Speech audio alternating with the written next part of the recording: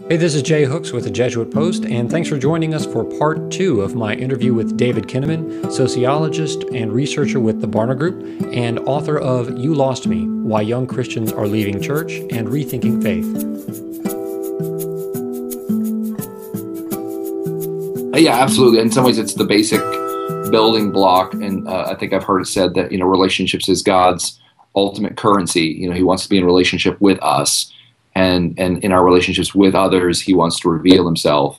And, we find in the research that a minority, a small section of today's young Catholics and Protestants have anybody that they would say is a personal friend at their church or parish.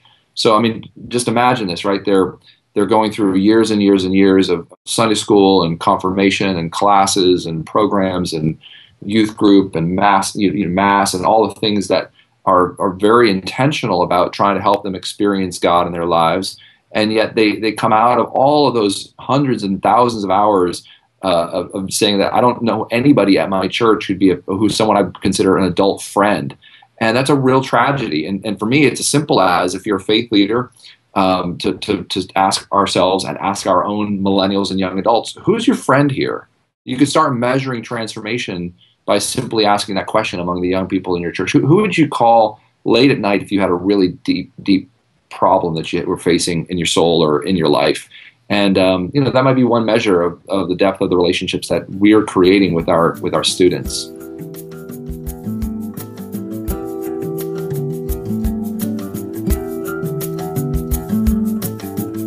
Well, I think we're entering this sort of blended future where it's not necessarily doing away with all the things that have gone before, but it's adding some things to the important traditions that we have.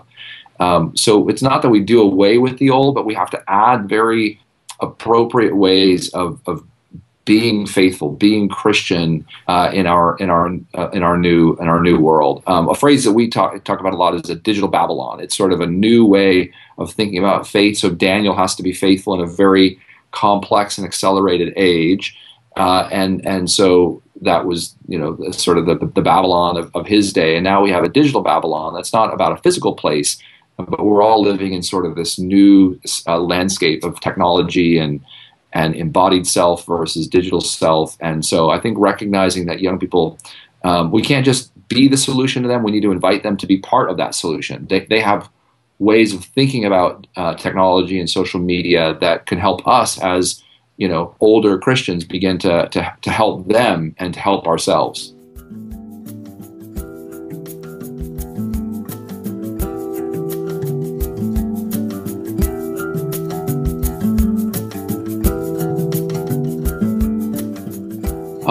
Well, I think in general it doesn't work. I don't know that it's ever worked for any group. Maybe in a more simple kind of cultural environment, it's easier to sort of draw lines around the things that are sacred and the things that are more secular. But it certainly isn't working very well for today's younger generation. They really want to be in the world. I think the challenge for us as church leaders is to help them not be of the world, as Jesus prays in John 17. But what I'm really fascinated by in the life of Daniel is that there are two aspects of his courage that are very important. He has the courage to be pure and holy, but we also see that he has the courage to be proximate, close enough to culture in order to influence it.